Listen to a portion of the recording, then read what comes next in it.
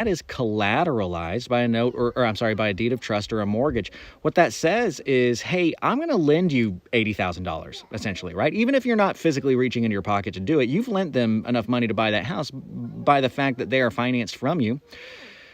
And if that house is not worth enough money to sell on the open market and to receive enough to pay off that note, then you're out of luck. That's the whole reason why investments in notes and real estate is so powerful, is because, hey, if they don't pay you, you foreclose, you get the property back, and you can resell that property, and you can retrieve your investment on that property. But if the property is not worth anything, then you're not going to be able to retrieve that investment. So it's very important for this collateral to be kept up in such a way that if you did have to take the property back and sell it, it's still going to be worth that. I've had one situation where I almost had to foreclose on somebody because they weren't keeping their house in a state of repair. And that was very, I don't know, disconcerting is probably not the right word, but I didn't want to at all. I didn't. Fortunately, we called him into the office. We had a sit down talk with them and really made sure that they understood, because there was a hailstorm that had come through and the roof was in a state of disrepair. And similarly, look, I have to have this property worth enough to resell it and recoup our investment in it. And if there's a water leak in the roof, that can cause tons of damage with mold, with the actual building materials and all that kind of stuff. It could be very, very bad for it. And we tried and we helped and we sent roofers and we worked with insurance and all that kind of stuff, and they still weren't getting it done. And I had to call him in and have him literally repeat the words back to me. If I don't fix this roof by, and I gave him a due date, Grant is going to take my house from me. And I hated that conversation, but it was the truth of the matter. We had to have it that way. We cannot do unwise business. All part of the wisdom of doing business in the way we want to do it is we do business wisely. And part of that wisdom is you're helping them and you're helping you. If it doesn't work for both of you, it doesn't work, right? And so that's what's so important about getting these things done that way. And you have to understand that. You know, a lot of times people will disregard their own needs based on, well, I've got to help these guys out, or I've got to help those guys out. Well, you also have to help out yourself. You also have to help out the people who depend on you and your family, right? They should take a precedence over anybody else. And part of that is doing good business and making sure that you can still make money on it. So we've talked about the fact that, hey, we're going to have some burst pipes. How can we reach out and how can we help these folks to kind of know what those next steps are? Give them a tip on how to test the water. You can also tell them, hey, there is not, I'm going to give you this way to look over the water meter and see if you've got a leak there, but there is not going to be a better way to tell than having a plumber out and actually doing a leak test, right? A pressure test to see if your lines are holding pressure, because that's going to help with both the sewer line and the fresh water. But you can, like I said, tell them, hey, if you want a free one and one that you can do yourself, here you go. This is that. Now, what happens if there is an actual leak? Well, the good news is that insurance should cover that leak most of the time. Okay. Now, insurance, as many of you know, is a very, very difficult thing to deal with, especially in wraparound mortgages, especially when it's a wraparound mortgage of a property that has an underlying mortgage on it. And so if you do need to do an insurance claim, what I would recommend you do is look through the Grant Teach Me Something episodes. I've gone over this probably in 2 or 3 different episodes on how to do insurance claims on wrap mortgages. We're over here exploring in our cabin at the... Uriah, you want to say hi to everybody? You walking through some thorns? Say hi, I'm filming. Oh, you're focused, huh? Say hi. You don't want to say hi, dude? I'm coming up. Oh, you're coming all the way up. Okay, come up. Say hi. Hi. Okay, now you can go play with Mama some more. I just wanted to make sure that you got to say hi to everyone. Anyway, sorry about that.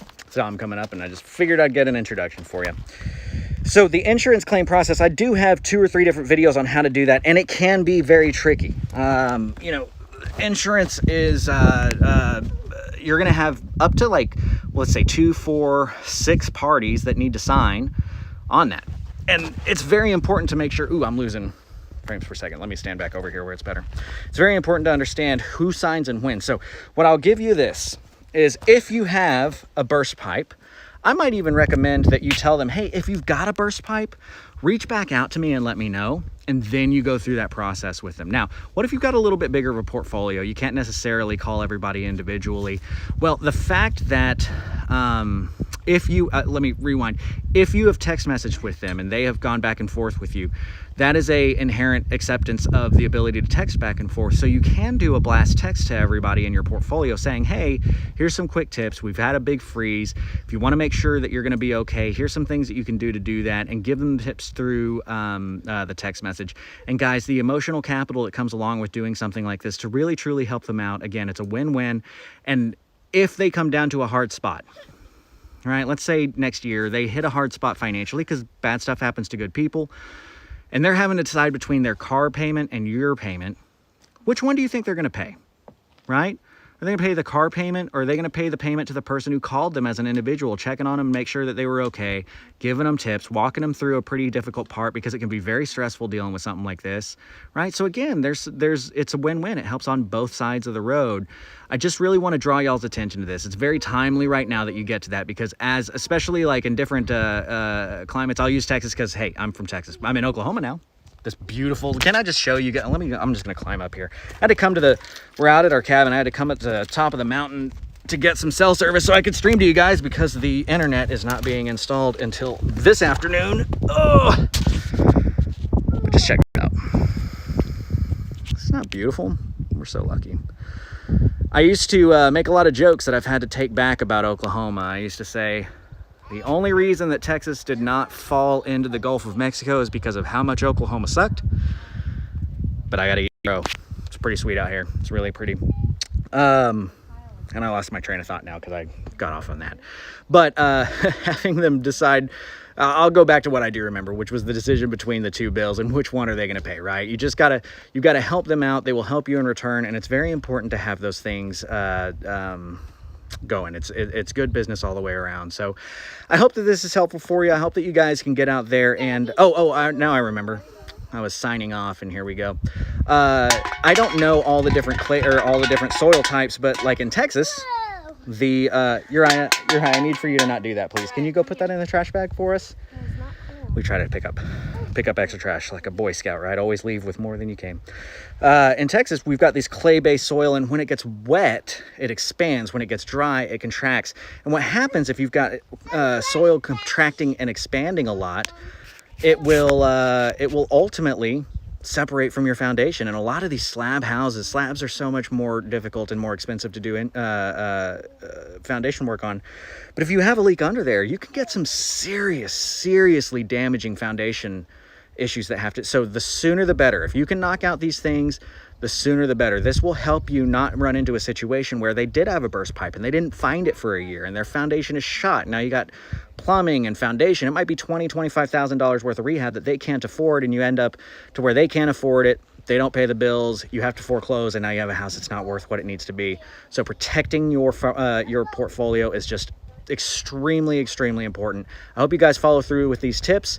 Talk to your people. Again, if you do have rentals, I just gave you some tips on how to find if you have a leak, because you're going to be the one that has to do that one, right? So go through those same tips, see if you've got the leak, make sure that these things are constantly taken care of.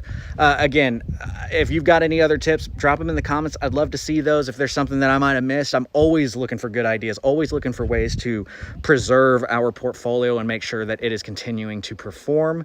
I'm Grant Kemp from CreativeCashFlow.com. Thank you guys so much for joining us here today. I'll see you next week.